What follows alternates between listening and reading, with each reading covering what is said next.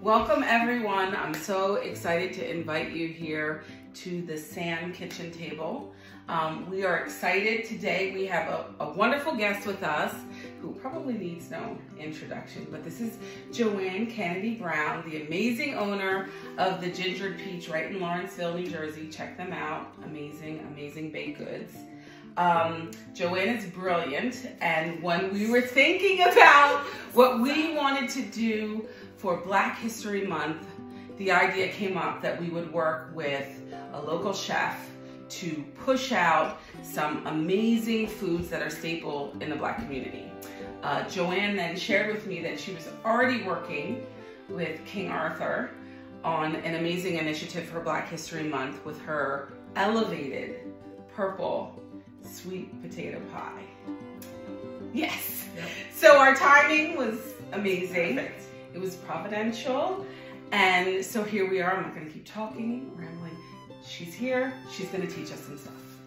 Okay, thank you. And hello, everybody. Okay, so we are going to make purple sweet potato pie today. A lot of people get thrown by pie, especially the crust part of it. This is an incredibly simple recipe. It's a beautiful twist on what I think is a piece of Black culinary history. And it's my twist on it, and it kind of elevates it a little bit. It makes it a little bit more modern, changes some of the flavors, but still leans on the history of the pie, which I love very much. So I figure we start with, okay, mise en place. Let's start at the beginning. Let's make sure that we've got all of our stuff out. So let's start with your tools. So to make sure that you're super prepared when you are making this pie.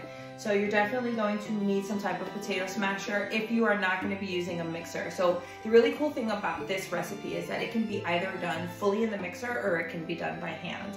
I'm going to be doing it both ways. We're going to do the crust by hand because I think it's important for people to learn how to make crust with their hands. But then we're going to do the filling in the mixer. But you can use your hands all the way through. All you really need is a bowl and a spoon to execute this. Some type of spatula so that you can spread the filling into the pie. That's more to make it look finished. If you just throw everything on top and it looks a little rustic, that's a-okay too. Some type of wood rolling pin. I use a French rolling pin, which I love. It has tapered edges. It's different than those old school ones. It gives you a little bit more control. These are like super cheap. You can get these for like 17 bucks and they're totally worth it. Get you a French tapered rolling pin. You're gonna want some type of spatula to clean your bowl out. And then you're gonna also need a pie pan. So I'm using metal pie pan. If you have a glass pie pan, that's great too. You have a porcelain Le Creuset pie pan, that's great too. What is the difference between all these pie pans? It's really how they conduct heat. So I found that metal pie pans conduct heat best, help you get a really nice brown crust. I like my crust cooked. If you like your crust to be a little bit more doughy, glass is great, or you just gotta bake it a little bit longer.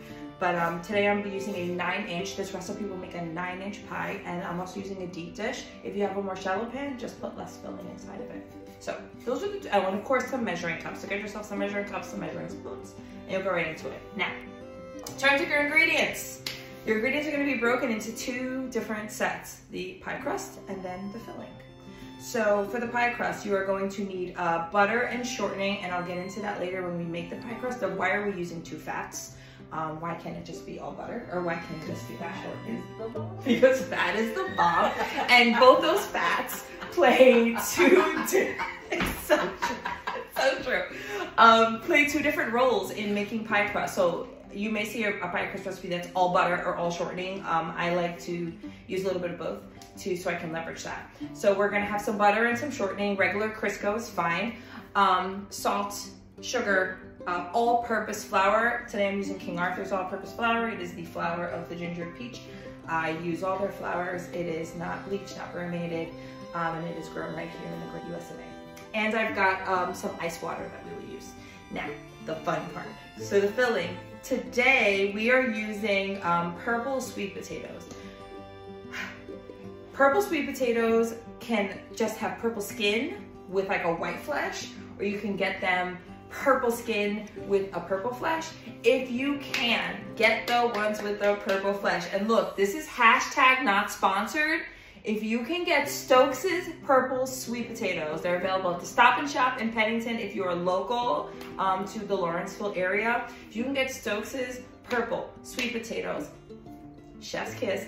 Get those sweet potatoes. You know why? Number one, they're a little bit drier than regular sweet potatoes, which is excellent when you're baking a pie because we're gonna throw a bunch of moisture in and it's gonna help us get a more even bake. 2, they're so beautifully sweet. 3, their color is beautiful, and when you bake them, the color only gets more beautiful. So, and 4, prints. And for prints. Recipes. Prints. And for prints. I mean, come on. They're so beautifully purple. So you're gonna need, I love these sweet potatoes so much. And I'm just like, why does nobody use these? Obsessed with these. So any purple sweet potato will do. If you cannot find purple sweet potatoes, this recipe will work beautifully with regular, beautiful orange sweet potatoes, yams, whatever you want to call them. They are interchangeable. Don't make yourself crazy. It'll be fine. We're gonna have some eggs. We're gonna have some more butter because butter, but it's gonna be melted. We're gonna have whole milk. Vegan peeps, hear me out. You don't want to use my whole milk and you're like, I don't eat animal products. I respect that. So here's what you can do. Substitute some coconut milk, remove the eggs completely, add a tablespoon of cornstarch. That'll be your substitution. Pie will come out just great. But we're gonna have some whole milk, we're gonna have some sugar, some orange zest, spices I don't remember, ginger, cardamom, salt. And then we're gonna decorate with a little bit of fresh thyme and some granola. You can make your own granola. There's some really great recipes on King Arthur's baking blog for that. I will be using the ginger peaches granola because #brand recognition at all times. And we will be having that today. So that's all of our ingredients. #support Black women. Support Black women.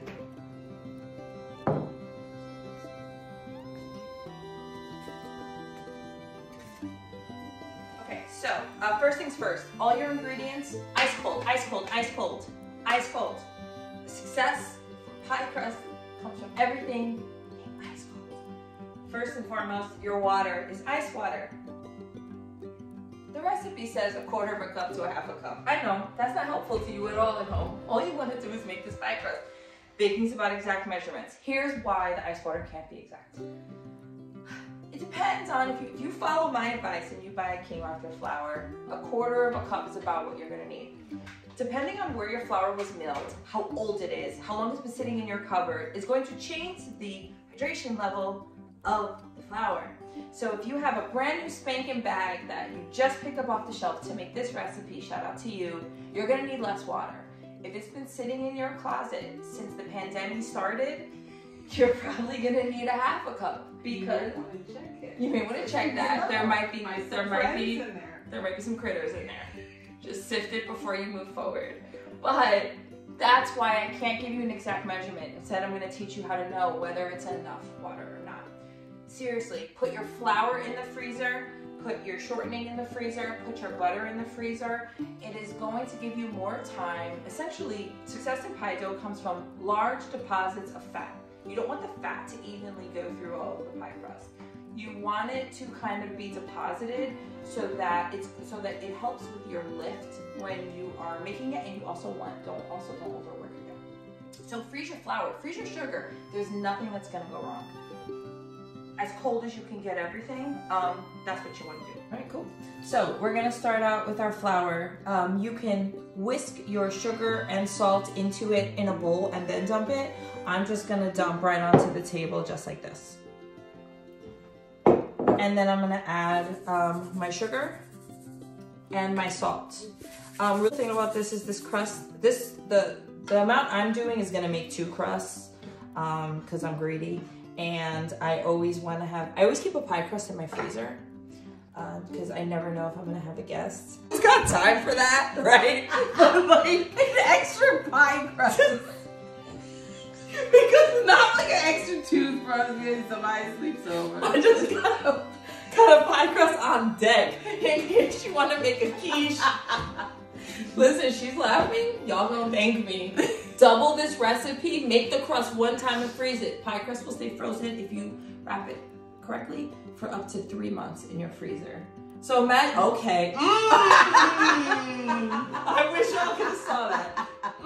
All of a sudden, I'm not so crazy anymore. Okay. Who knows? We'll see. but just keep moving it. Do like a fold motion. It's going